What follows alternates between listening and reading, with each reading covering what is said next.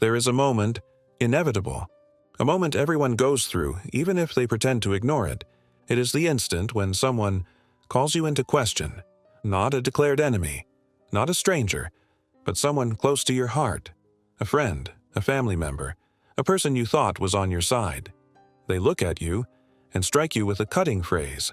They accuse you, ridicule you, reduce you, and inside you arises the impulse to defend yourself, to explain, to clarify. That is where you lose. That is where you break, because the one who forces you to justify yourself has already taken power over you. If these words touch you, if you recognize that moment in your life, then stop for a moment. Subscribe to this channel. Here, what you will hear is not entertainment. It is poison transformed into antidote. It is the blade that cuts through illusion.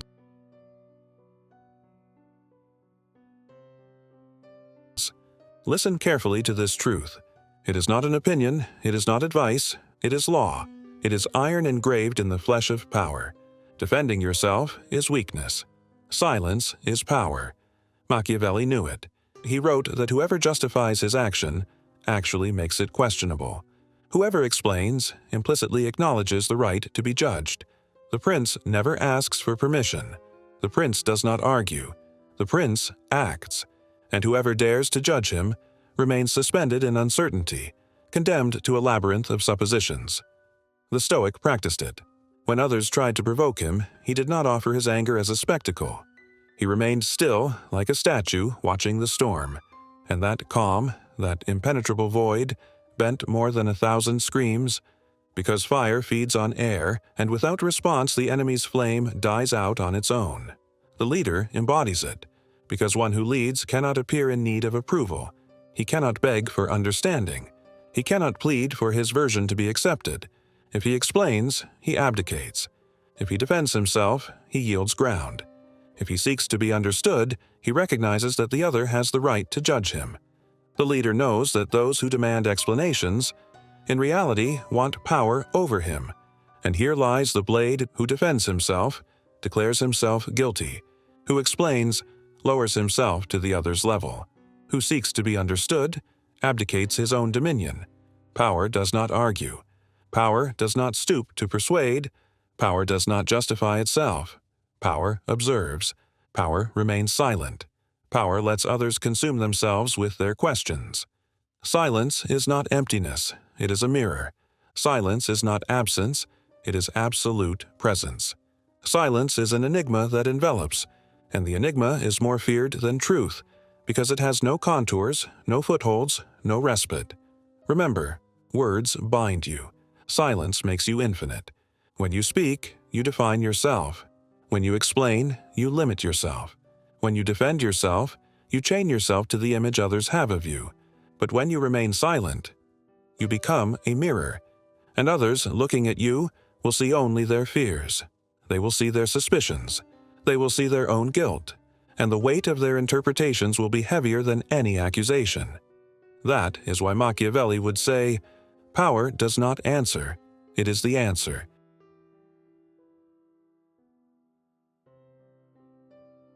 And here opens an abyss that few dare to look into, a cold, relentless paradox that separates those who want to heal from those who want to dominate. Clarity belongs to therapy.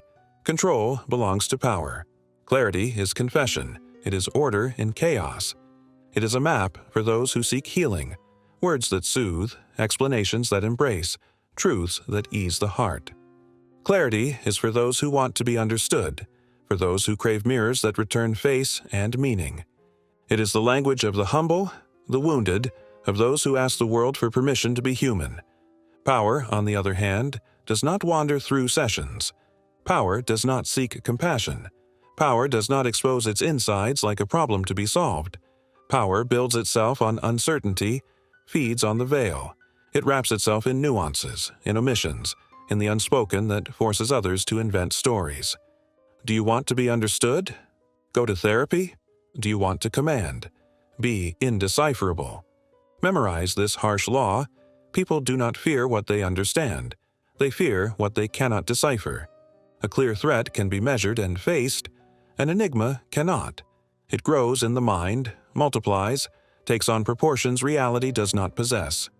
Mystery is a slow but lethal weapon. The mind fills voids with ancestral fears. Doubt becomes rumor, rumor becomes accusation. Accusation becomes so strong that it justifies any measure. Often the very one power wants to impose. Here is born your psychological leverage. It is not aggression, it is economy of action. Your coldness is not sterile indifference, it is a shield that reflects their insecurities. Your silence is not absence. It is a prison where each is left to dialogue with his own worst suspicion. You need not force anything. It is others who, in their haste to fill the void, dig their own grave. Every extra question, every pleading glance, every hypothesis they make about you brings them closer to the point where they hand you authority freely. They speak, interpret, assume, and in that process they build your dominion without a single gesture from you. Do you see the turning point? It is not you who seek control. It is their need to know that gives it to you. The more they try to read you, the more they consume themselves. The more they demand explanations, the more they consolidate your position. The more they force you to defend yourself, the more they acknowledge a power beyond their comprehension. True power is not spectacle. It does not shout to convince. It lets others convince themselves. The emptiness you create is a kingdom. Whoever enters it traverses it with the flickering torch of their own fears. Take note of these psychological strategies, not as petty tricks but as laws of human relations. Keep your center cold. Exposed emotion lends itself to response and counterattack. Calm invites the enemy to lose balance. Answer rarely. When you do, each word must carry the weight of a milestone. Turn others' inquisition into their own decline. Let their questions become proof of their weakness. Do not fill the void with words. Silence is an architecture. It establishes measure, distance, hierarchy. Warning. This is not an invitation to blind malice, but a code of action. Use it consciously. The mystery you create also wounds the one who wields it if it becomes isolation or total coldness. The true balance is to remain indecipherable without losing contact with reality and with your own ethics. In conclusion, the turning point is not an act, it is a state of mind. Do not struggle for control. Let them offer it. Power is not taught through explanations. It reveals itself as absence that speaks louder than any word.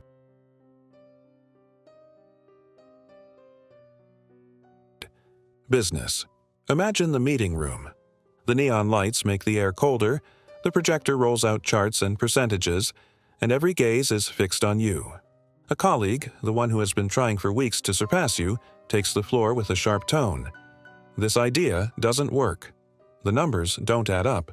It's a risk we can't afford. His voice cuts the room. A murmur spreads among those present. All turn to you, waiting for your reaction. The weak reflex? To defend yourself immediately. To open the sheets, reel off statistics, justify yourself point by point. That is what most do. Fight on others' ground, consume themselves in explanations, and that is how the majority lose. The cold one instead remains still. A faint smile, a slow nod of the head, the pen sliding calmly on the notebook. Silence. No reply, no justification, no anger. And that is when something invisible but devastating happens. The room changes. The colleague who attacked you feels the ground slip beneath his feet. Did I, perhaps, miss my shot? The others observe you, and silence becomes a question. Why isn't he responding? What does he know that we don't? In that shadow, your power grows, because while others speak, you dominate the empty space, and the empty space is the sharpest weapon. It is a blade unseen, but it leaves deep wounds. Relationships. A partner confronts you with a voice full of accusations. You never do enough. You're never there when I need you. The common reaction? To defend yourself. That's not true. I do so much. Remember when I did this and that? But this is the trap. Because whoever defends himself lowers himself, yields ground, loses dignity. The cold response is different. A neutral gaze. Calm. No tremor in the voice, no grimace on the face. Then, a change of subject, almost trivial, almost disarming. Not aggressive frost, but impenetrable detachment. And suddenly, the dynamic reverses.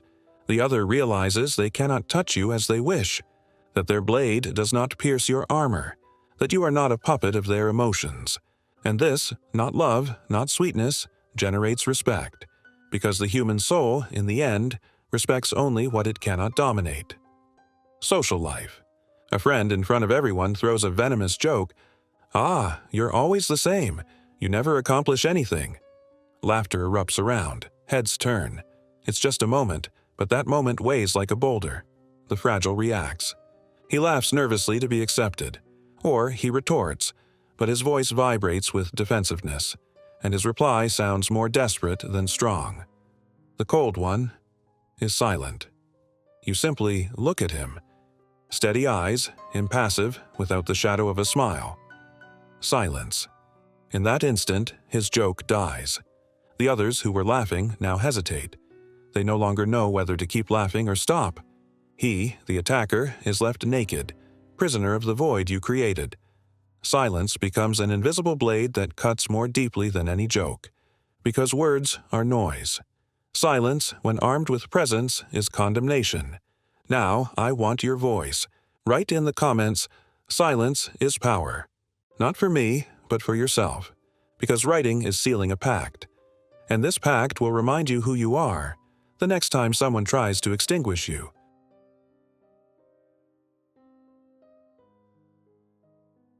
Learn the art of short replies. Not verbal caresses, not endless explanations, but icy stones hurled without emotion. Noted. That's how you see it. Interesting. Clear. Understood. They are thin blades. They may not seem to hit on the surface, but they cut deep into the one who receives them, because they concede no ground. They open no doors. They offer no footholds. They cut without noise, but leave a trail of unease. And then, silence. A silence that weighs like an unwritten sentence. A silence that vibrates in the air and forces the other to speak again, to explain, to justify himself. A silence that makes more noise than 1,000 screams. Do you understand the dynamic? Every extra word weakens you.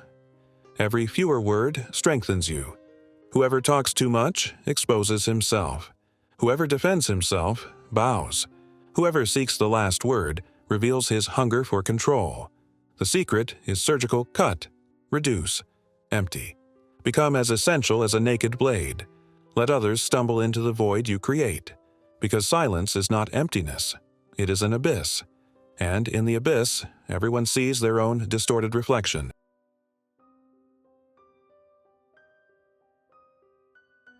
An adversary who laughs at you in front of everyone. He wants a show, he wants your reaction. You look at him for a second, then reply, "Noted," and you turn away as if it were irrelevant. In that very instant, power flips. It is not you under his judgment. It is he under yours. A partner who accuses you with a trembling voice. You never understand anything. The common reply is to defend yourself, to beg to be understood. The cold reply is another. That's how you feel. Then silence. It is not you who burns in the emotion. It is he who remains trapped in his own storm. A colleague who attacks you in public. Everyone expects a verbal brawl. You extinguish the fire with a drop of ice. Interesting. And calmly return to your work. You are not an animal that reacts. You are a rock that observes. And the rock, with its stillness, bends the fury of the wind. A superior who presses you with insinuating questions. Instead of justifying yourself, you pin him with just 2 words. "Clear, sir." Then silence. His pressure bounces against a smooth wall. It finds no foothold.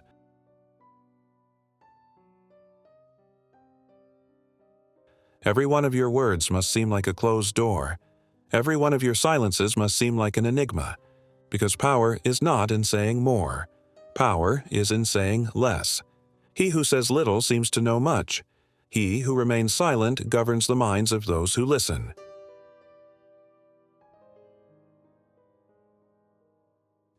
Detachment builds an aura. It is not a pose, it is not artifice, it is a presence that grows invisible, yet tangible like electricity in the air. An aura that precedes you, felt even before you open your mouth. You enter a room, and without saying anything, you are already the center. Not because you demand attention, but because your calm weighs like a monolith. Those who observe you begin to feel smaller before your stillness, because calm is a luxury. It is the privilege of those who need not run, nor prove anything. The agitated move too much, the insecure talk too much, the needy seek too much. Not you. You remain silent, still, inaccessible, and precisely in that stillness others perceive your superiority. Silence becomes echo. Every pause of yours becomes a weight upon others. Every glance of yours becomes a burning question in their minds. Every silence of yours becomes an enigma, and in trying to decipher it, they lose themselves. Coldness becomes a mask that intimidates because it lets nothing leak out. No one knows what you feel. No one knows what you think. No one knows what your next move will be. And what is unknown is always more feared than what is seen. Even your loved ones, when they try to shake you, find a wall that does not fall. They discover they cannot drag you into their drama. They cannot play with emotional blackmail. They cannot reduce you to predictable reactions. And then they understand. You are not ground to be trampled. You are rock. You are mirror. You are enigma. Your detachment is not sterile coldness. It is the architecture of power.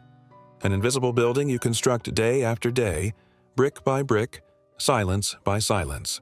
Those who wish to dominate you must first decipher your mystery, and in the attempt, they get lost. Because the more they try to understand who you are, the more they reveal who they are. The more they try to read you, the more they betray themselves. And you remain intact, impenetrable, immovable like a fortress. The aura that surrounds you is not a gift granted. It is a conquest. It is the sum of your discipline, your choice not to react, your ability to remain empty when others fill themselves with noise. It is the invisible mark that separates those who dominate from those who are dominated. Who enters your orbit feels it. It is not just your physical presence, but the gravity of your silence. A field that bends the will of others. An enigma that forces them to walk carefully, to weigh their words, to fear the void you carry with you. This is the aura, and once you have built it, you no longer need to shout, to explain, to defend yourself. The aura speaks for you. The aura is your secret language. The aura is your invisible throne.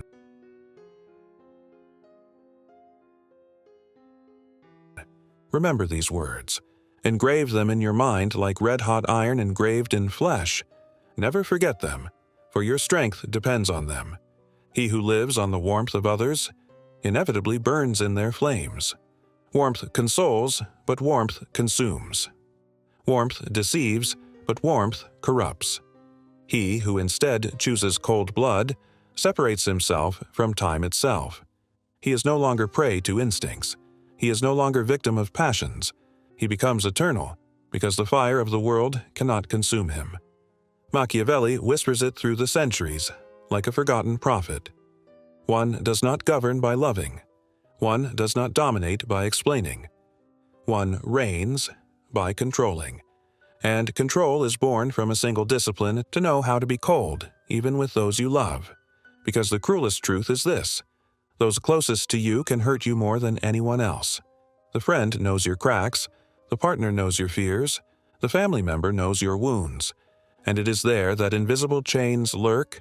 If you do not know how to keep detachment, you will be a prisoner. That is why you must embrace your shadow. Do not deny it. Do not flee from it. Welcome it as your only ally, as a hidden blade in your own hand. Be impenetrable. Be silence. Be cold. Become rock in the storm. Become enigma in the chaos. Become sovereign of yourself before being sovereign of others. Because in the end, the world does not belong to the kindest. It does not belong to the most loved. It does not belong to the most understandable. The world belongs to those who can master themselves. And mastering oneself means becoming a fortress. Not of sand, not of words, but of eternal ice, a stronghold no flame can melt. And when the moment comes, and it will come, when accusations, betrayals, emotional blackmail fall on you like hail, they will have no weapons to break you, because you cannot destroy what does not react. You cannot bend what does not ask for warmth. You cannot possess what is self-sufficient. You will already be beyond pain, beyond dependence, beyond fear. They will be the ones to consume themselves. They will be the ones to wear themselves out in the fire that devours them, and you will remain. And then you will understand the ultimate truth. Cold blood is not cruelty. Cold blood is immortality.